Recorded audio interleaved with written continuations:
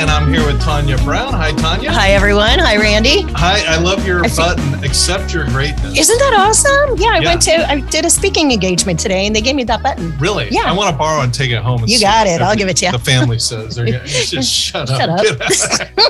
All right. Well, we had it's a positive affirmation. Yeah, right? We all need that. We had Jerry Jewell on. Mm-hmm. That was epic. Yes. And we'd love to have her back. But in talking to Jerry later, she said, you have got to interview my friend who is our guest, Kathy Buckley. Yep. and we haven't even gotten going yet, and we've just been laughing our tails off. I hope we didn't already blow all our jokes. No. Hey, Kathy, seriously, this is great. Glad to have you here. Now, for those who don't know you, you are a comedian. You're a big deal. You're very successful, big name in Southern California and beyond. But the first question I got for you is just introduce yourself and start at the very beginning and let people know who you are from the start of things. Okay, well, when I was in my mother's vagina. I knew this is where it was going to go. Hey, I could have stuck with my dad's sperm, okay? No, I started a little later. When I was born out age negative, and they didn't get the blood to me fast enough. Apparently, you're supposed to get a blood transfusion within 24 hours. And we went at Air Force Base, and they didn't get the blood to me fast enough. So the priest came in and gave me my last rite. And they told my mother I probably won't make it. And they did get the blood to me, but they also told both my parents that I was going to be slow because of the delay of the blood. And then when I got spinal meningitis when I was about 3, when you can start really talking, the doctor said she's going to probably be slow. And they did give my last rite to me again at spinal meningitis, which is really bizarre. Apparently nobody wants me here.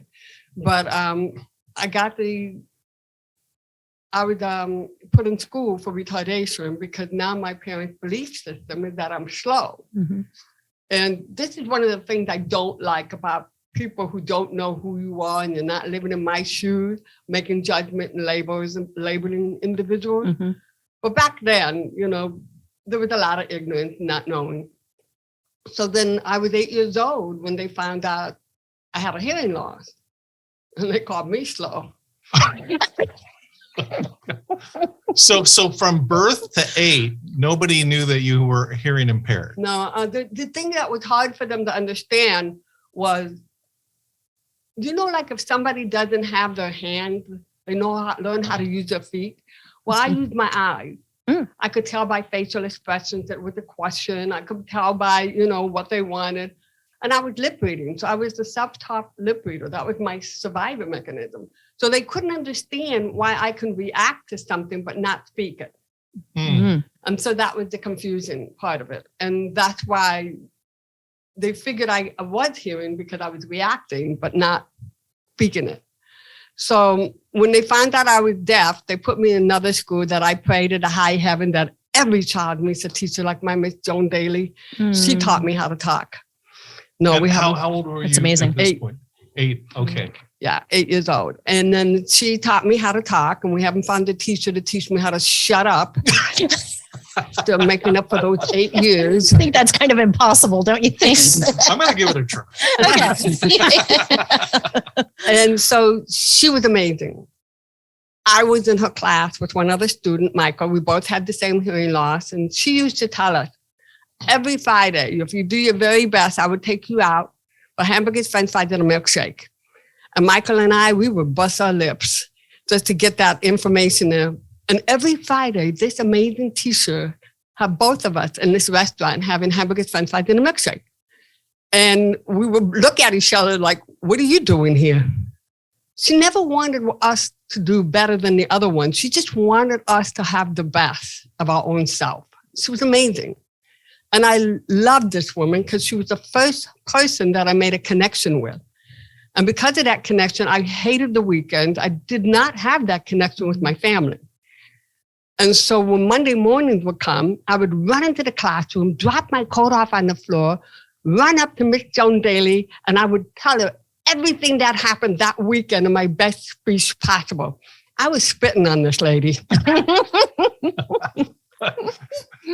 Okay, so let's back up a little bit because you covered a lot of territory there. When did you realize, what's your earliest memories, and when did you realize that maybe you had an issue that other kids weren't dealing with? To be honest with you, I didn't know. I did not know I had a hearing loss. When the authorities came in and put on this big harness with the battery pack and wires to my ears. But when you're deaf and you don't have language, you can't explain to a child with a hearing loss why they have to wear it. Now, if somebody's leg is missing, you could see that their leg is missing, but you can't see sound missing. So the confusion was, why did they put this device on me? And why is it painful? Because it was loud and it hurt my ears. It wasn't made for my particular loss. And so I thought I was being punished for a long time. And how old did they do that? They did that when I was about 9, when they gave me the hearing device. So before, from birth to 8, when you had this wonderful teacher, could you hear anything? I hear sound, but it's like muzzle sound, like if you're talking. Okay. So lip reading is my primary connection to this world. Okay. And that's still today? Pardon? Still today. Yes. Oh, okay. Yes. Even with my hearing device, I can hear okay, but my eyes will always be my connection because I don't trust sound. I don't trust sound. I don't trust what I hear because it's easily misinterpreted. The English language has too many words, one word with too many meanings. So reading the facial expressions and reading lip and body language, you can get the whole story. So when Jerry was on our show. Yeah, I never liked her. Well, I love her. So, but that's she's my sister. She's my sister. I'm like, hey, one of this time before the time is over with, I have to tell you about Jerry because it's her fault that I got into this business. Well, we'll get there. We'll get there. But Jerry was grew up in Fullerton, where I grew up, just north of here. And Jerry, unfortunately, very sadly, was bullied in school. Did you go through that kind of God, yes. Tell, I mean, to the extent you're comfortable. I got locked in closets. When I was young, because my eyes and my ears, I become what you call a chameleon. You copy everybody to fit in. You just want to be a part of something. Sure. You know, you want to be accepted. Sure. And I would just copy people. And people do it without a hearing loss, whether it's the fad of tattoos or clothes or, you know, keeping up with it. But I would actually pick up a lot of things from the kids around me. And the majority of my friends were Black because we were both being rejected from society over something we had no control over. So, in fact, it was really great because this past week when I was in Ohio, I met my friend Lisa. Both of us hit 6 foot tall in 6th grade. She's Black, I'm a little pale. And she's my sister. And we got together and it was like being 16 years old all over again with our innocence and learning about life together.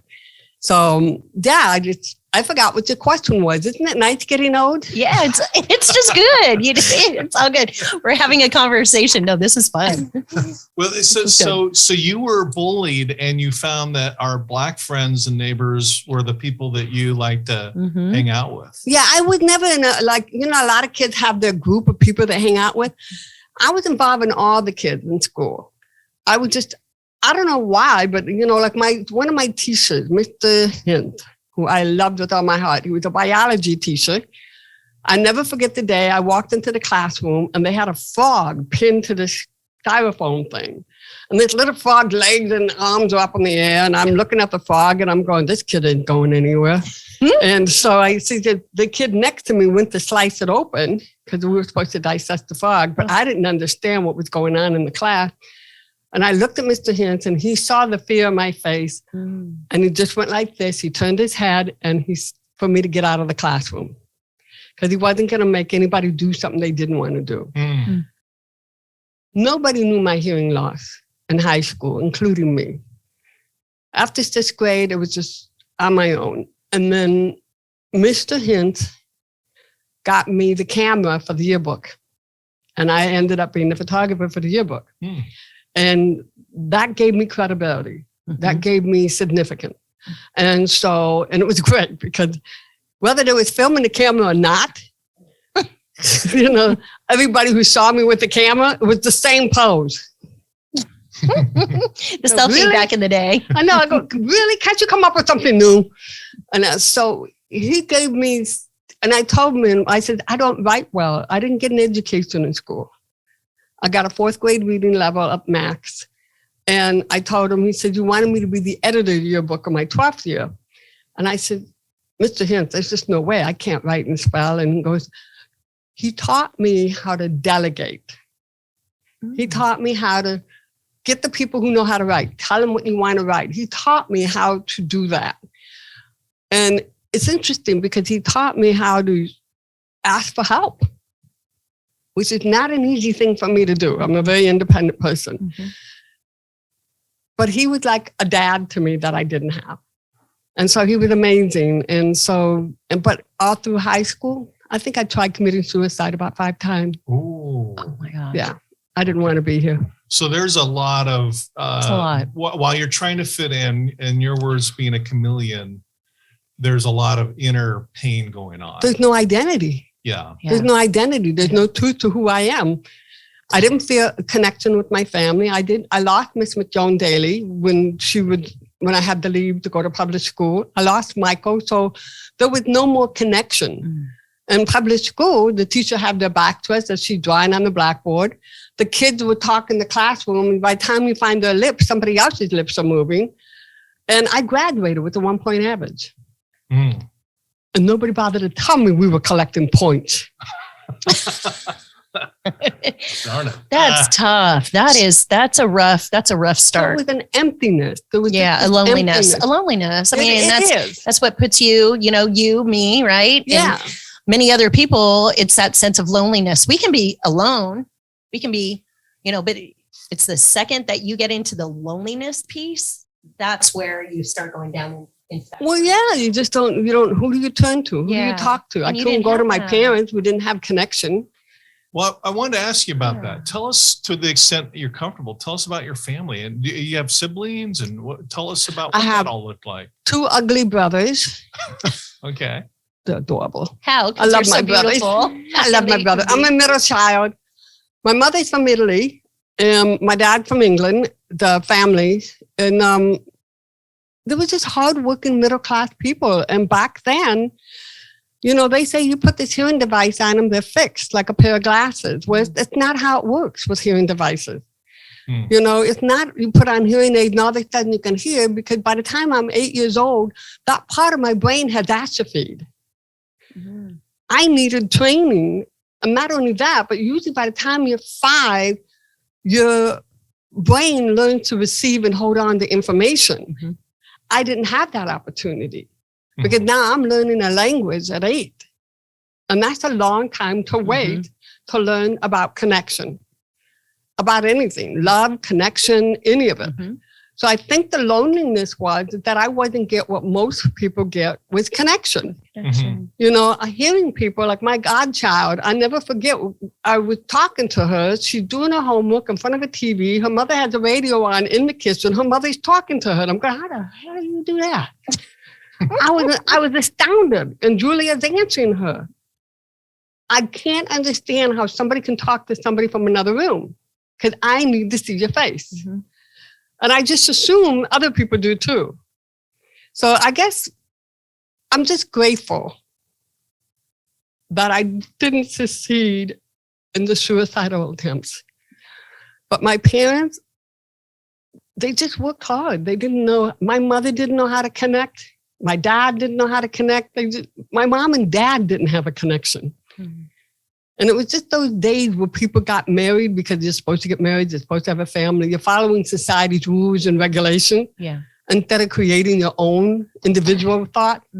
And that's what it was. There was just no connection.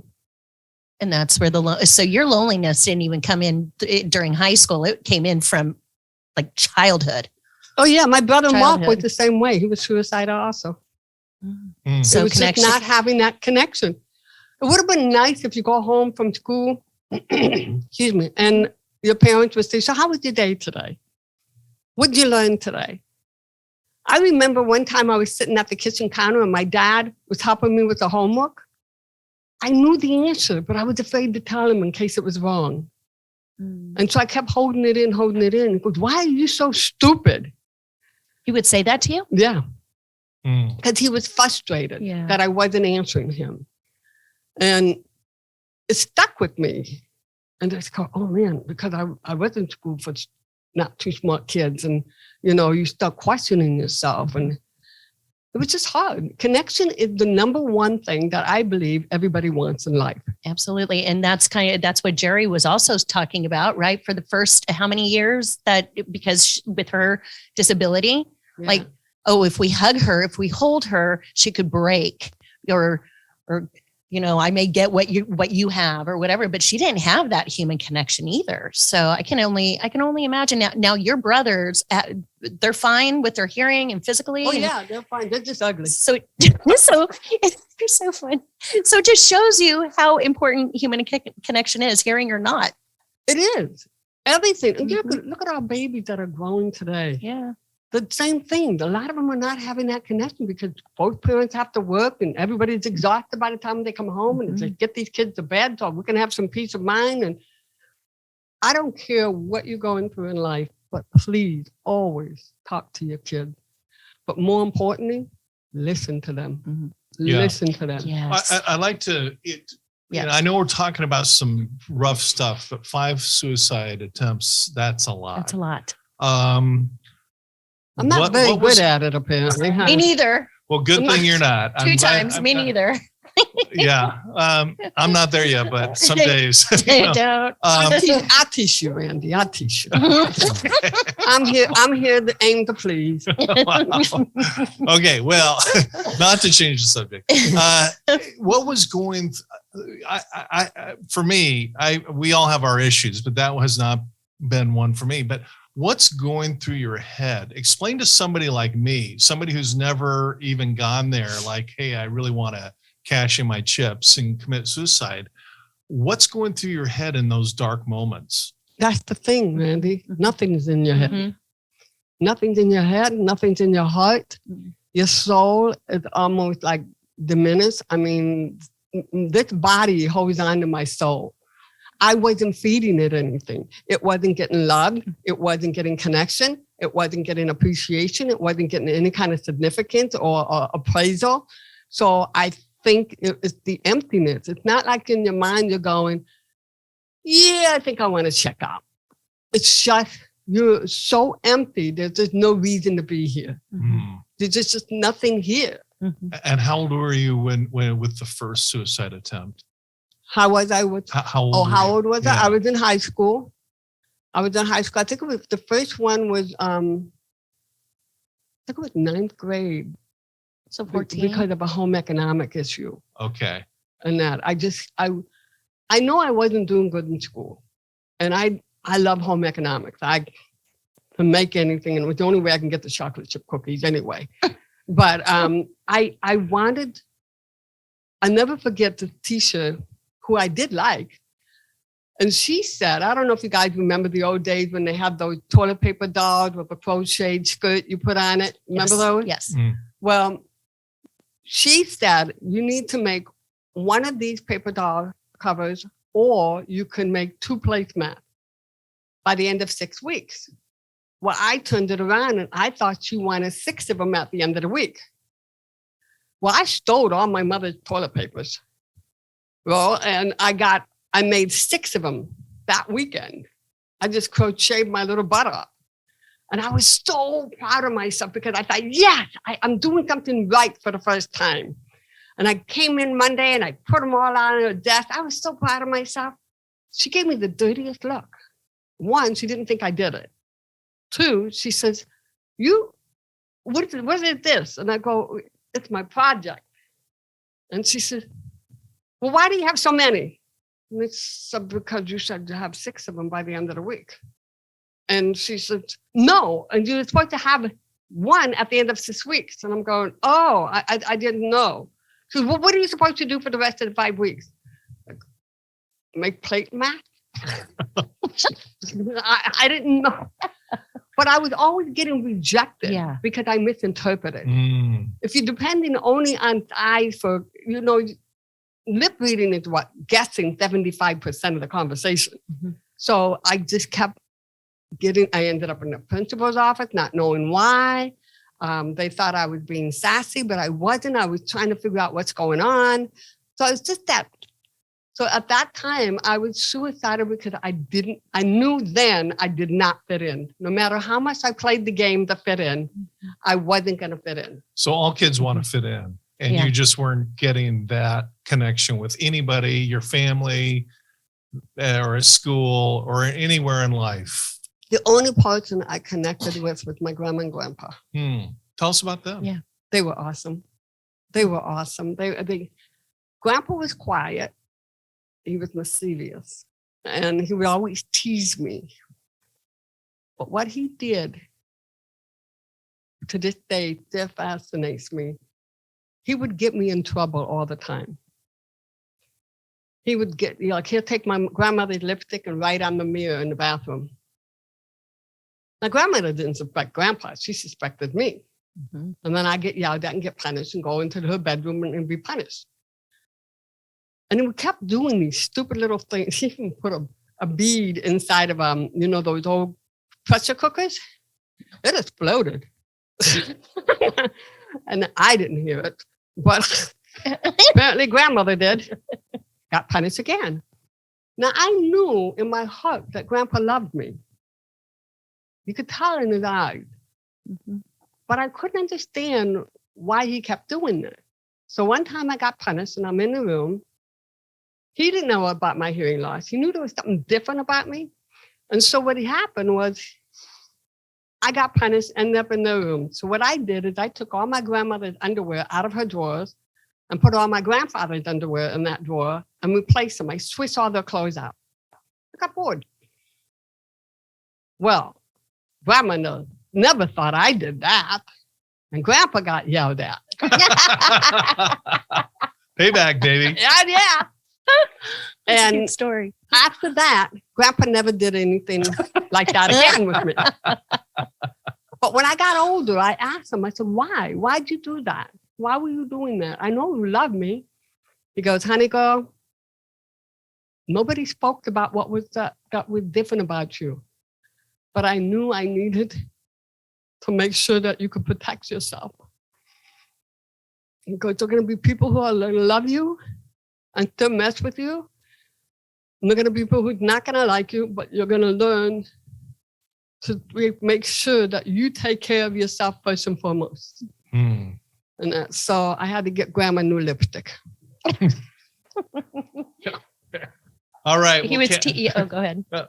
Well, he was teaching you, I mean, it's really, it's sad and it's funny how sometimes everything in hindsight, it's like, okay, now that's why you did that. But when I was going through it, it was such hell, So he was, I thought it was some kind of a game, honestly. I didn't take it, seriously. It was just a game. I mean, grandma used to buy me these, I don't know if you remember those old cardboard things where you push the yarn through the hole and stuff like that, like arts and crafts stuff. And my mother would say, don't give her that. She won't know what to do with it. And I would sit and grandma would have her legs open and I would sit on the floor between her legs and she'd just make sure I did it.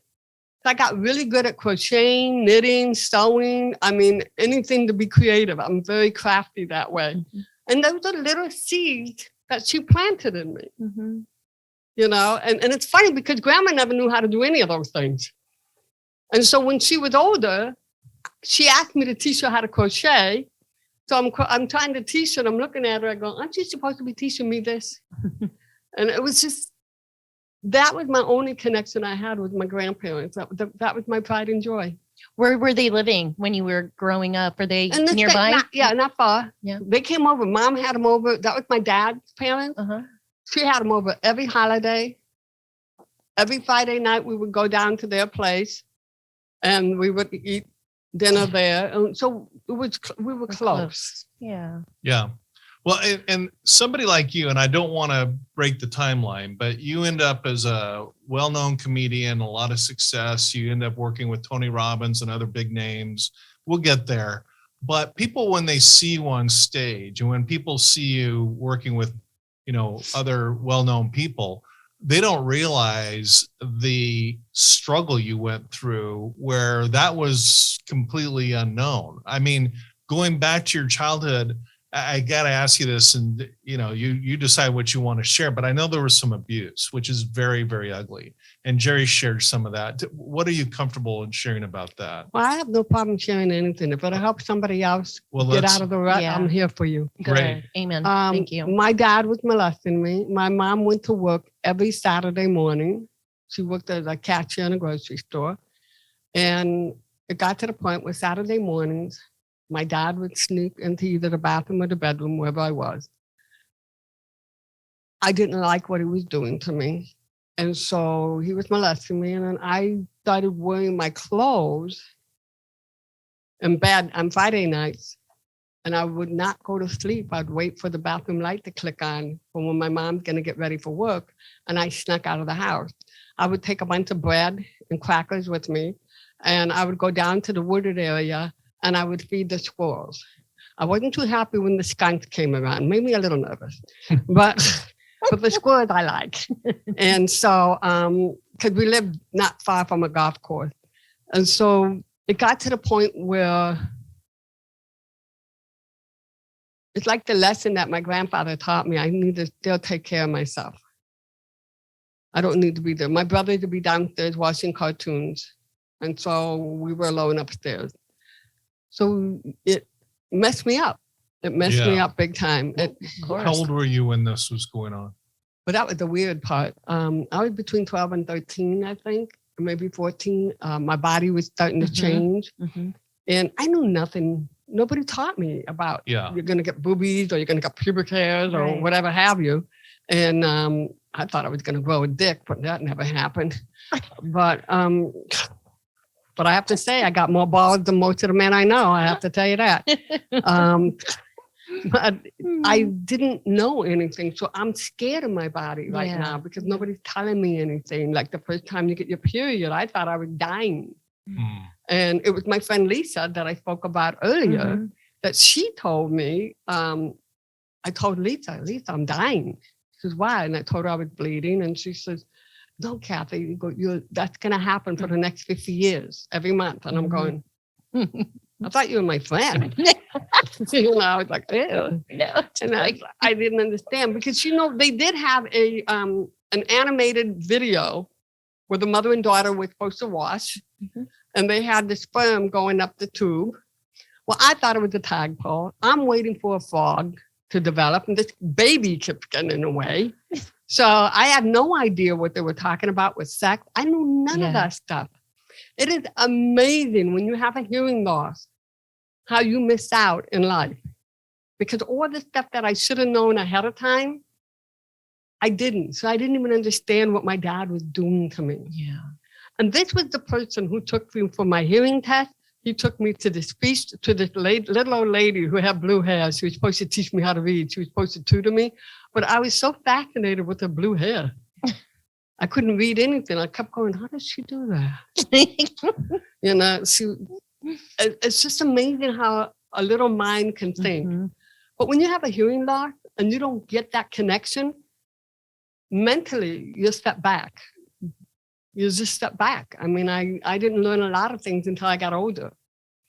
In fact, I still don't know much of anything. Yeah. This is just a really powerful, conversation right now, because how many people who are out there listening and, watching, who can really relate to you right now. So thank you for sharing everything that you're. Well, good. I can leave now. Yeah. No, you absolutely cannot. No, this is amazing. Randy thinks she's the boss. It's like we learn child development in school. I mean, as a psychology major, having my graduate degree in psych, where it's like you learn child development. Even in my bachelor program, and maybe from what I remember in high school, I can't remember, but more so when I got into my collegiate career, and I call it a career because it's like still there. But we took classes on child development. So what you're sharing with me, it's like there are those little developmental stages, like you said earlier, between 0 and 5. That's where your brain is starting to absorb. And that's when they say, if you want to learn a new language, Yeah. Do it before 2 years old. Otherwise, good luck. Yeah. Well, and Kathy, what we're talking about here clinically is called, I'm sure you know this, is layered trauma, because there's no rule that says you only get one trauma, one per person. You had this. It would have been nice. It would have been. It would have been. But I think things are coming into better focus in our conversation because you're born with this issue. I mean, when I see a kid in a wheelchair, I get choked up because that was me as a kid. And you're right. My mom held that information from me. Your parents held the information from you because it's ugly. It's uncomfortable. They don't want to talk about it. That was kind of, at least the generation I grew up. You're probably younger than me, but same kind of idea. And then this ugly thing with your dad, who should be a dad and protecting you and watching out for you and beating up the bullies and the abusers. He becomes the abuser. Where does a little girl go? That's all. You go to the woods with life. You go to the woods and you hide. But I got to tell you, my hiding in the woods woke him up. Oh, it did? Yeah, because you couldn't find me. Tell us about that. Yeah. It got to the point where I would be gone and I'd wait until the sun would come down because I know my mom's coming home now. And I would wait. But he never knew where I was all day long. And so it got to be scary for him because it's like, where's this kid? But it was a wake-up call for him. It's like, where is she? Where is she? My dad was not an evil man. He was a good person. He made some bad choices. And I can honestly say, and I'm not making excuses for anybody, my mother was not a good wife. She wasn't a caring, loving person. My dad would come in to give her a kiss on the cheek. She'd turn her face. You go to grab her hand, she pulled away. She didn't really like him.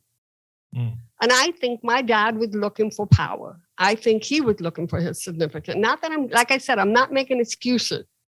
But if you look at the whole picture, it's not just about what you went through. It's also about what the other person is going through, and I couldn't connect with my mom. And when I went to confront her when I was older, she called me a liar. She didn't believe it would happen. And that's because why didn't you come to me? That could be the attitude. I couldn't go to her. She wasn't somebody I can go to. And she didn't know how. She had her own stories. She had her own ignorance. She didn't get an education. The great thing about life, it's not about you. It's about how you handle other people's talking toward you. Do you want to hold on to this shit or do you want to let it go?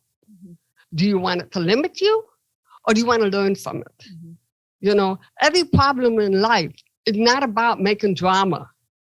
The problem is about finding the solution so you can see the strength within yourself and how you can grow in a different way that you never knew. I think we're seeing some insights into why you're such a great comedian, because where there's great comedy, there's usually great drama or tragedy behind that. And you're growing up in Ohio. We were talking about before we came on, I was born in Ohio, by the way. So I don't know if that's a connection or not, but, there's a little bit. But, every kid just wants to grow up and be taken care of and have loving parents that protect them and have friends and be accepted and be healthy. My thing was I wanted to be, of course, play sports. And with my condition, I couldn't do it. So that kind of, is kind of like, I couldn't even finish some of the races because the circulation was so bad. It just wasn't getting blood places. But as a kid, and I really believe strongly we should protect every child. Definitely. And care for every child.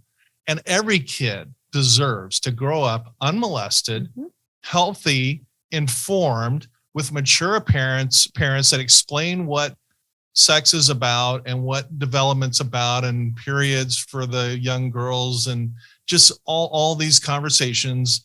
And I gotta say, I think a lot of society is getting better today, where these topics are not so forbidden and taboo. It's everywhere, though. It's in the music. It's in the television. It's in even the cartoons anymore. Yeah. You have to talk about it. Yeah. Yeah. We got to talk about it, but sometimes it gets a little over talked about, but anyway, getting back to the era where we grew up, that wasn't, the conversations aren't what they should have been. And you're just getting layered with this stuff. I'm really intrigued with your statement about your dad.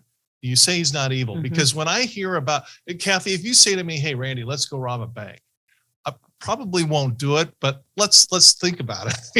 If I say please, well, it's a temptation. I can relate to that temptation.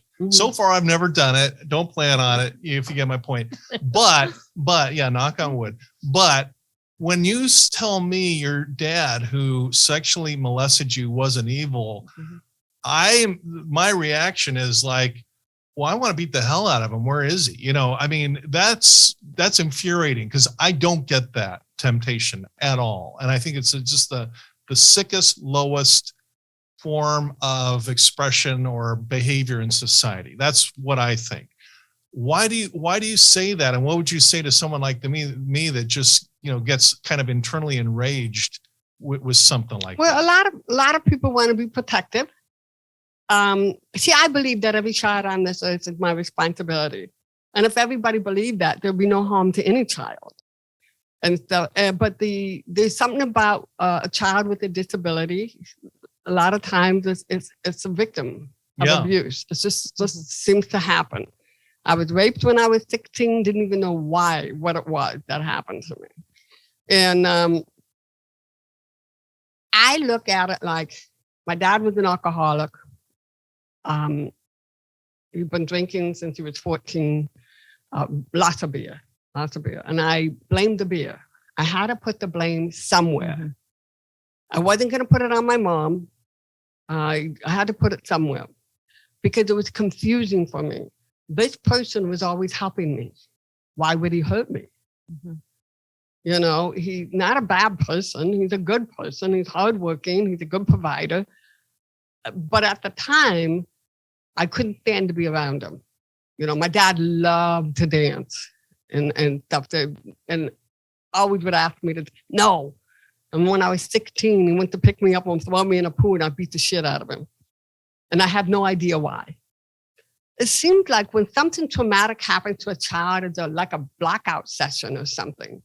You just don't know what it is that happened, but the feeling doesn't feel right. And that's part of the suicidal stuff. It's like, why am I not normal? Why don't I want to date? Why do I get uncomfortable with this? How come I don't listen to music like all my friends? How come I can't hear on the phone and everybody else is talking on the phone? So you're asking yourself kinds of questions and nobody's giving you an answer. So there's that big confusion in life. But as far as my dad was concerned, at the time, no, I didn't want to have anything to do with him. I didn't want him touching me. I didn't want it at that time, but didn't understand why, because I didn't have the memory of what he did, because you black it out. But you can't black out the emotion that the body develops from the experience. You can't black out. It stays in your muscles. And like if I see somebody drinking a beer, I get so turned off. It's just, and then if I see somebody that chews the inside of their mouth, turn off, because it's just a memory. I don't want to be turned off because it doesn't let me have the opportunity to meet that person. But those were things that my dad did. And I had to learn that if I'm going to have my life, I don't want to carry his ignorance and his stupidity to be a part of my life. So I had to research him. So these are your triggers. Are you still triggered to this day with these things? Not as much, no. Okay. Not as much. But there was a time that it would be really bad. So whether drinking beer triggered you, chewing the inside of someone's mouth, that your dad did that, and that triggered you. What other triggers? Were there any others? There used to be. It used to be if somebody would have touched me. Touch? Yeah, just touch. It would be like, what do you want? Yeah. So there was no hugging or anything with your parents. None. Like that. There was no hugging. There was no affection in my household. Okay. There wasn't that. That's what's so bizarre about me. My mom, whom I'm not dealing with, but I have the opportunity and the privilege to be there for her right now. She has dementia. And one time she said, she's only 5'2", and she says, I wish I was more like you. I go, Mom, you're never going to be tall. And so she said, no, I wish I was more loving like you. She goes, where did you get that from? Where did you get that loving, compassionate and hugging and always thinking about the other person? Because she's narcissist, so she doesn't get it. And She lives in LA now? No, my mom lives in Ohio. I go home every month. Oh, every month to visit your mom. Yeah. I see. Okay. Thank you. And, you're welcome. That's all you're going to get. But if you drink a beer in front of me, so help me God, Randy. This is over with. I'll go with iced tea. Yeah. I don't want to trigger you. Yeah, Trust me. I don't want to. She's 60. I don't want to Don't trigger piss you. off Kathy. It can get ugly. Whatever you do. I learned that the hard way. Okay, so where are your brothers through all this? Are they just kind of sidelined? There was no connection. No They connection. were They're in just their kind of own doing their world. thing. They're in their own world, doing their thing, I think my brother Mark really went through a difficult time, and he's my older brother. He's just 1 year older than me, and then my baby brother is 7 years older. So Brett got the brunt of the family breaking up from the divorce, and Mark got the brunt of having absolutely no connection with my dad. Mm.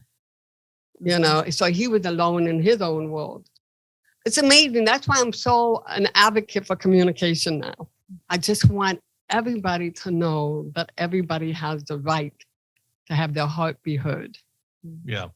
especially a child.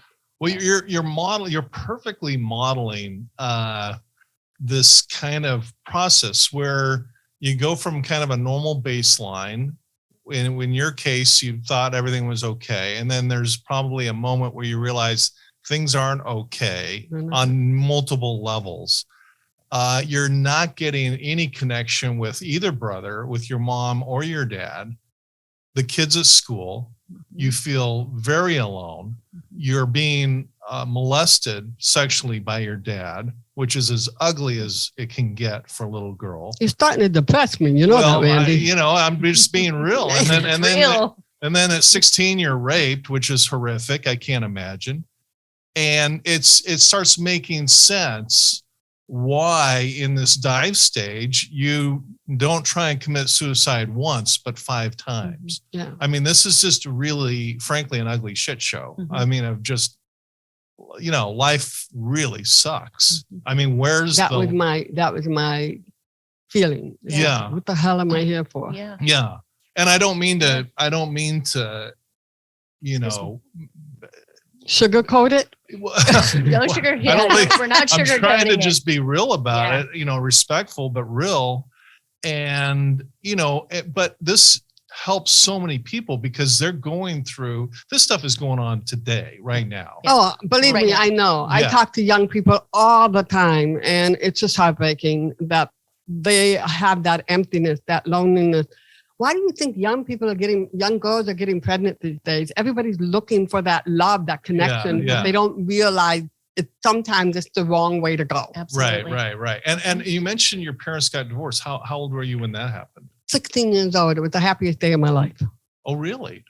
Tell us why you say that. He was out of the house. Okay. He was out of the house. You felt safe. No, I never felt safe with her either. No, but I felt my baby brother to me was a friend to me because he didn't understand my disability either. But I loved that kid and I wanted to take care. It's like I wanted to save him from this craziness or not. But it didn't bother me at all. It didn't bother me at all. Wow.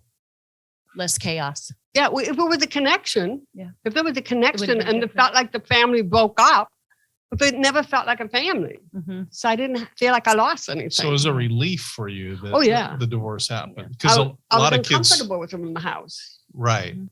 Okay. And it sounds like you weren't all that comfortable with your mom, but you were at least more comfortable relative to your dad. My mom, that I was saying, your bark is worse than your bite. Yeah. That was my mom. She was a little barker. Okay. like a chihuahua. Yeah. She was a little chihuahua.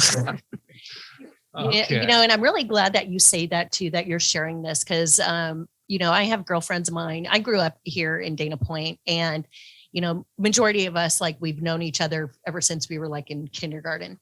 And I can tell you there are like a handful of friends of mine that we have recently had these conversations because of domestic violence, et cetera, and abuse and power and control. You said power and control earlier. And majority of them say, oh my gosh, I wish my parents would have gotten a divorce when I was in high school. And a lot of them don't do it because they think they're saving the kids. Exactly. And it's And like, they don't no. realize they're poisoning them because we're still having to see it. Yeah, exactly. Yeah. And then you're raising, you know, you're raising an abusive person, or you're raising a victim, because if you grow up in a very unhealthy home, that's all you're going to see. So you grew up in a home where there's no love, no connection, mom pulled away. And that's like your normal, because that's what you saw. It is your normal. It's what you know. That was your normal. And back then, I hate to say it, but they didn't have, like, I don't even think they breastfeed their babies back then. I think everybody was on formula and that, but there was just none of that. Connection. Yeah, it was that old saying, kids are to be seen and not heard, or something like that. Mhm. So there was just not that how it was. Nowadays, people have learned.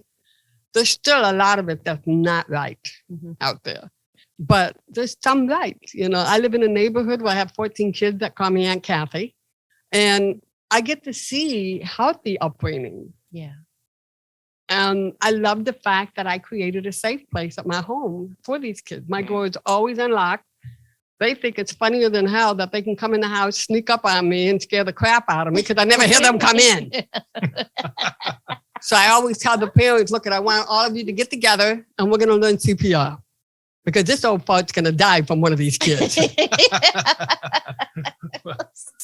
Well, you know, one thing that really strikes me about you, Kathy, is that you've just shared, you know, multiple layers of trauma that most people can't imagine. Maybe one of those things, not two or three, or, you know, and frankly, it's no surprise you're friends with Jerry Jewell, because her parallel, I'm sure you guys vibe really well because the parallels are so striking. Mm-hmm. But you talk about this, we call it sitting in the fire. It's basically finding a trusted person and sharing your trauma, because a lot of people bottle it in. During this whole period, this is what I'm getting at.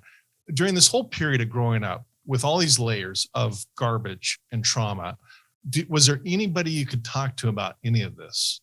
No, never opened my mouth about it. Just bottled up inside.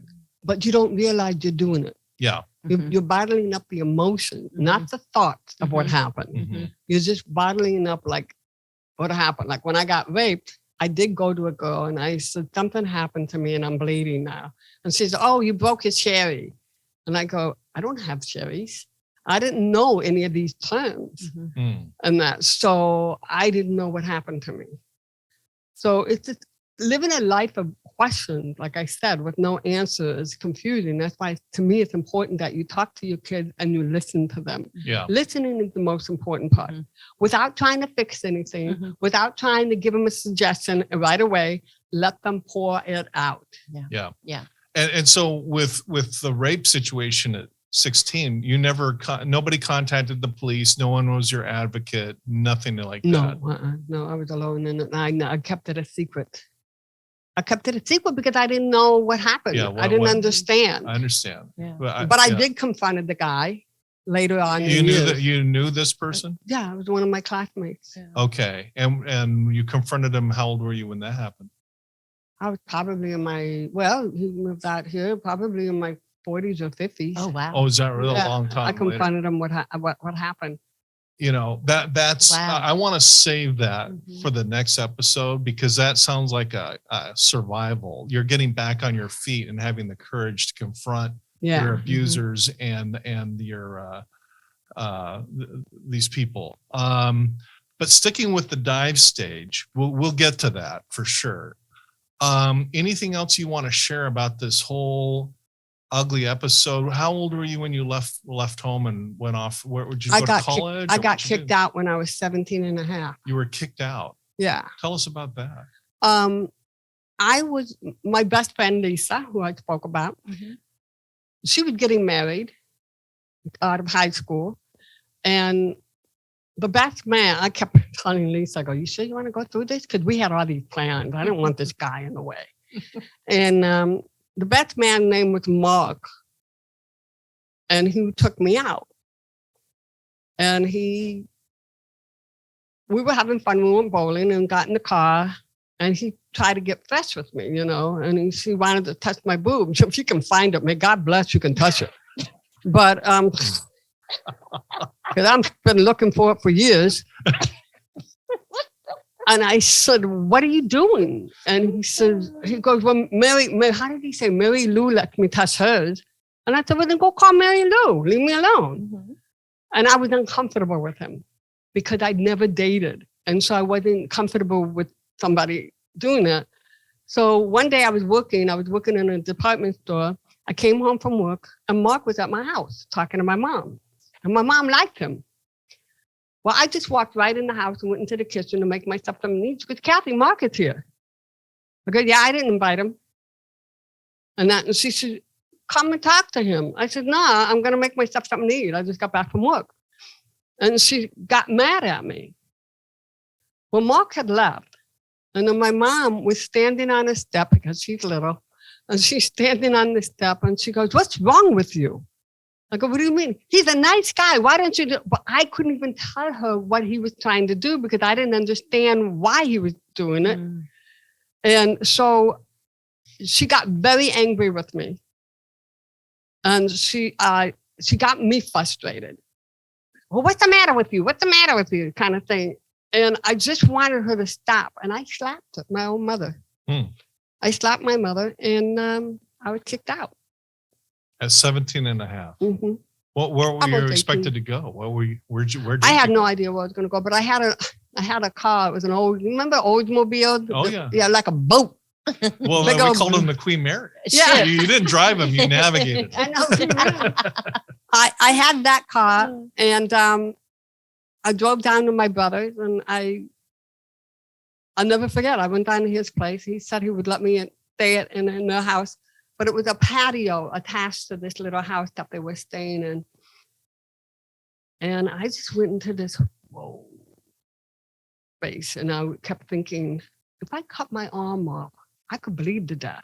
And I had all these negative, horrible thoughts about harming myself. Mm-hmm. What is wrong with me? Why can't I date like normal people? What is the problem?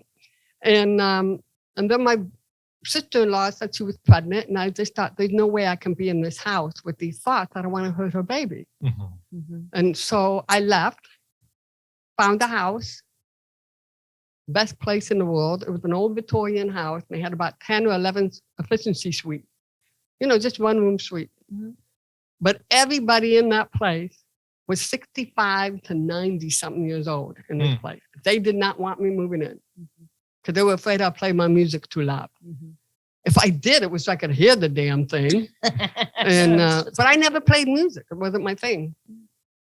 So I ended up living in there.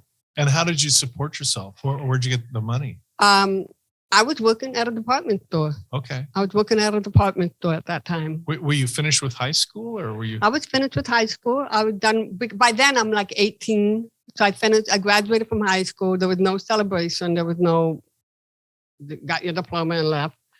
And then I just lived in my car for a little bit. And then I found that place. Who helped me? Somebody from like social services or something helped me get this apartment. Okay. And you, with your graduation, going back to that, was there a graduation ceremony at your school? Did you go to that? Yeah, I went there. I went and put the cap and gown on, and I just went because I was going with Lisa. Okay. And so we got that, and then went on my way. What was if you're going to identify a point where you kind of went from the dive stage to survive and getting back on your feet, where do you think that would be? When I got run over by the Jeep. Okay. It was a wake-up call. Well, that story, I read about you in the paper when that happened, and it was just unbelievable. And I think that story belongs right here in the dive stage. Why don't you share with everybody what happened? I was, like I said, I was a mimic, a chameleon, and it was my day off work from the department store. I worked in a warehouse. It was perfect for me because I didn't have to hear anybody. I was alone. And it was my day off. I decided to go to the beach, get myself some color. Mm-hmm. Are you still in Ohio at this point? It's off of Lake Erie. Okay, gotcha. From Manor Headland Beach. Okay. So I went to get color because I'm so white. I could do a commercial for Clorox sometimes. It would be nice if they'd let me.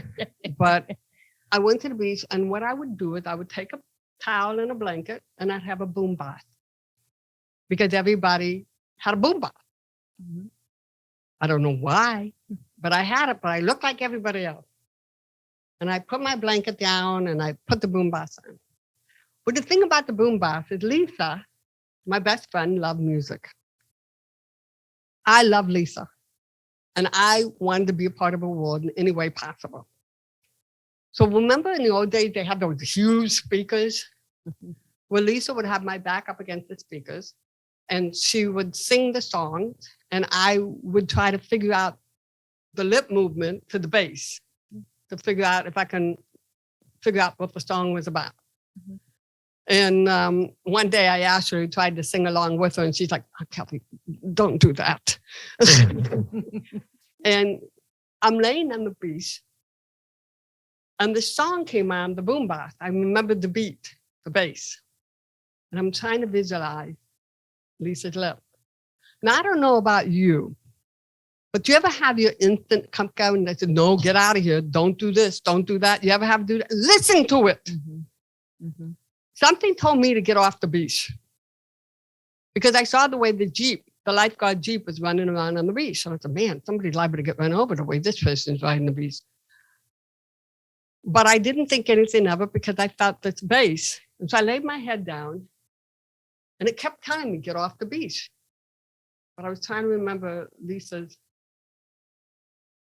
lips. Do you guys remember that song, Billy, Don't Be a Hero? Yeah. You remember that song? Yeah.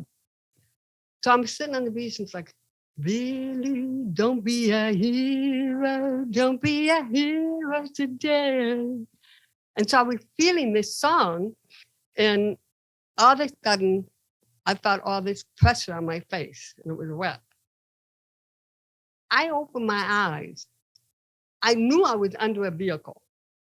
I didn't know where, but something told me to protect my head. And unfortunately, when I did that, I went to put my hand up over my head and the wheels got me on my elbow and took me down. So basically, my upper body was facing south and my lower body was facing north. When somebody's over here, I guess was yelling for the lifeguard.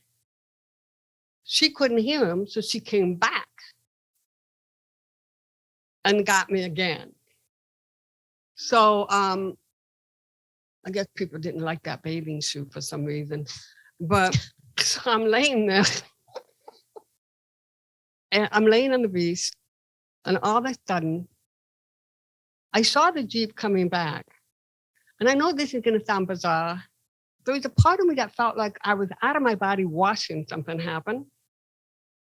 And then all of a sudden, I'm on the beach alone. There's nobody with me. But I'm watching this old man walking down on the beach. I'm watching him come toward me. Long beard, white robe, whatever you want to call it. And he sits on my stomach. And he says, Catherine, this isn't going to hurt. You're going to hear a loud pop. I'm going, this fool doesn't know I'm deaf.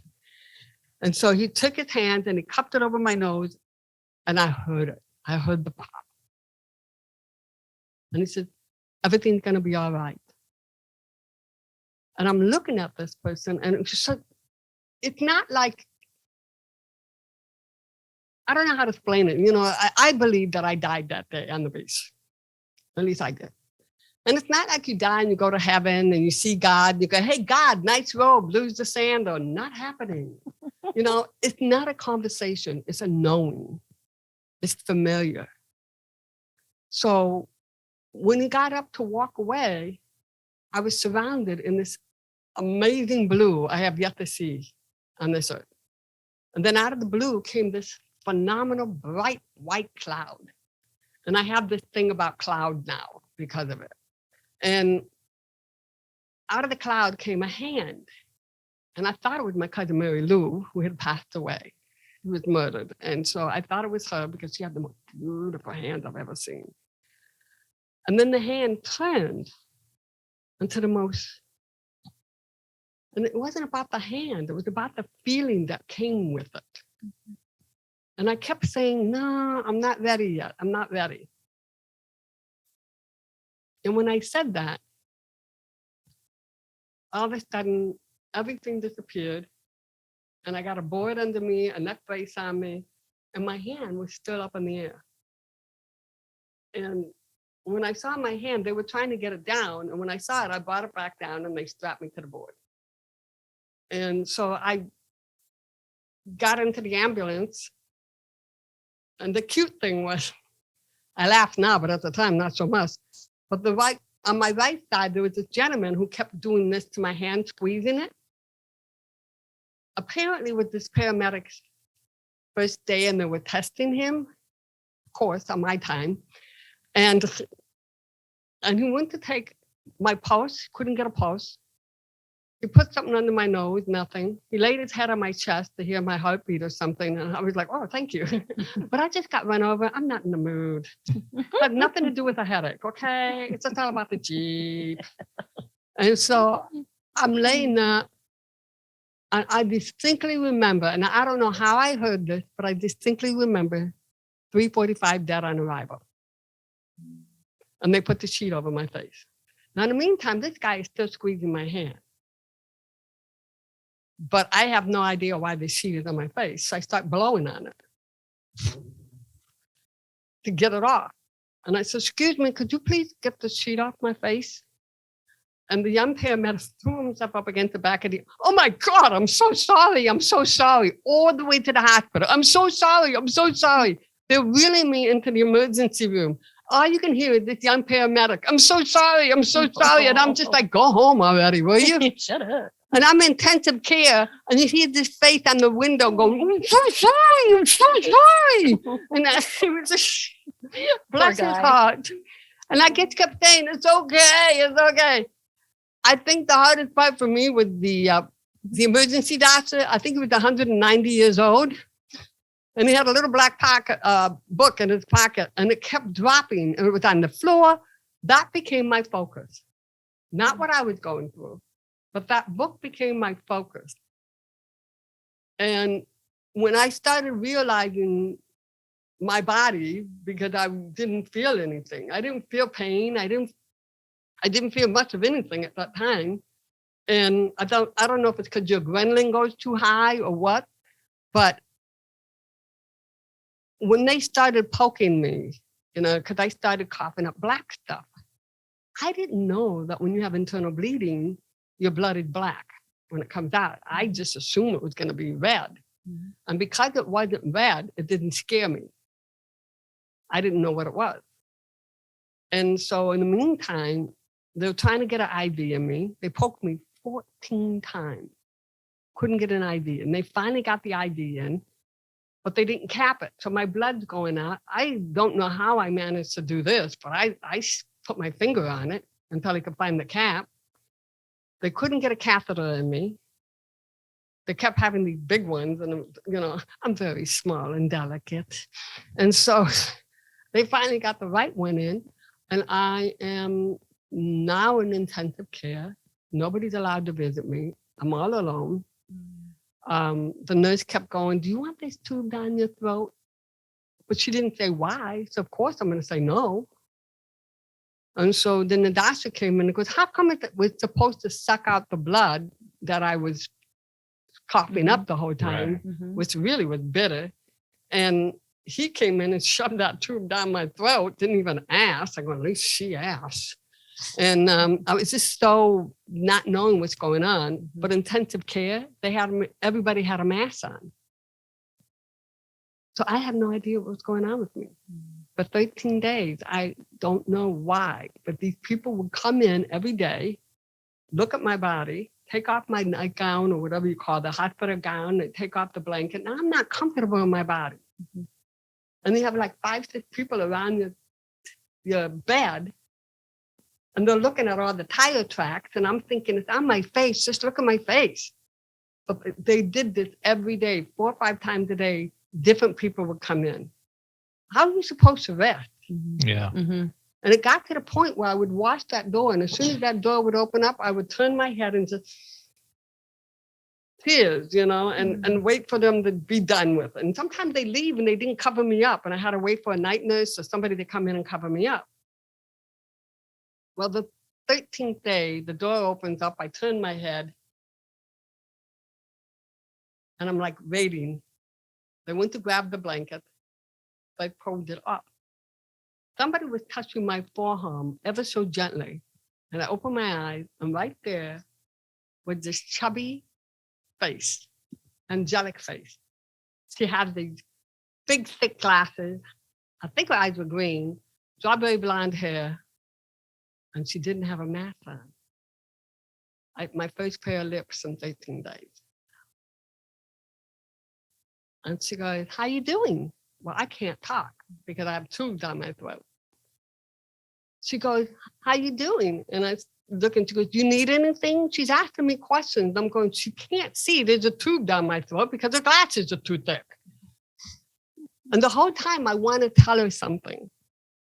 And she just kept stroking my forearm so gently. Nobody touched me like that the whole time. But she said the magic words. "You know you're going to be okay, right?" And I needed to see that. And she went to walk away, and she's going out the door, and all I kept thinking in my head, lock the door, will you lock it? But I ended up, the 14th day, I think it was, and they took me into a shower because I still had sand all over me. They weren't worried about keeping me clean. They were worried about keeping me alive, apparently. So I'm in the shower, and I swear I was in it for like 40-some minutes. And they kept coming in. "Are you done yet?" "No." And I'm in this wheelchair in the shower, and I'm just taking it all in. It must have felt great. Yeah. Oh my God. Yeah. I was in heaven in that moment. That was the one time I started feeling alive. And they wheeled me to my room, and I was sitting by the window, and I'll never forget this. I'm like, "God, please don't forsake me like this. I can't live like this. I'll be lip reading nose hair for the rest of my life, looking up at people, and I was scared. Yeah. I was Yeah. scared. And then that's how it went. Wow. Wow. Well, I think Wow. how old were you when you were run over by a Jeep at the beach? 20. 20. And that was a turning point. And I was laid up for 5 years and then out of a wheelchair for 2.5 years. They said I'd never walk again. I figured I didn't hear them. I got up and I left. Wow. There's benefits for every disability. So if you think Wow. you're having a bad day, wow. Wow. That is. I was just talking about this today at this luncheon that I was speaking at. I go, whenever you're feeling that you're having a bad day, get on YouTube, look at Instagram videos and watch the people who don't have legs, who don't have arms, who are driving because they have capability, but they are paralyzed waist down, taking their wheelchair, putting it together and assembling it. It's like, yeah, it makes you go, my life's not that bad. or you could just talk to Kathy Buckley. Yeah, exactly. I'd depress the hell out of you. Exactly. Right. Well, no, you see, I mean, what keeps us going is I know where your story ends, and it's really, really cool. But to hear, I mean, I knew about the Jeep story, and I watched some YouTube videos about you before you, because Jerry Jules always bragged about you, and David Zimmerman, our friend, Yeah. and I know where you end up, but to realize that you went through this all the way up to 20, and a lot of people would have just been absolutely crushed with what you went through. And then you went through that on top of it. It's like, what did I do wrong to deserve this whole parade of trauma? Yeah. Yeah. but we're going to go there. Yeah. And no fault to anybody's own, Let me ask you one question before we, go into the next segment. After the Jeep accident, did you ever go into that dark tunnel and wanting to take your own life again? Or was it kind of just, that was your turning point? No, it's basically kind of a wake up call. Because now you're in survivor mode. Yeah. Okay. Yeah. Do you want to go? Do you not? You're in survivor mode. Yeah. You're just fighting for something. And to be honest with you, I don't know why I went into fighting mode. I mean, I was on welfare for $100 a month is what I got paid. My rent was $80. Can you imagine something being $80 for a month? Goodness. In that old house that I was living in? And somebody told me that fish was brain food. And I actually believe if I eat enough fish, I could keep my brain alive and my legs would follow through for me. And I took an old jacket and I just put pockets on the inside so that when I went to the grocery store, I could steal cans of tuna fish. And the ironic thing is one day the pocket gave way and I'm rolling down the aisle and there's 3 cans of tuna fish following me. I'm like, oh shit. I got busted. And back then they didn't know where to put a wheelchair in a cop car. But they got me to the station. I'll never forget this officer. His name was Kevin. He goes, aren't you the young lady that ran over at Mental Health Beach? I go, yeah. He goes, are you hungry? I go, yeah.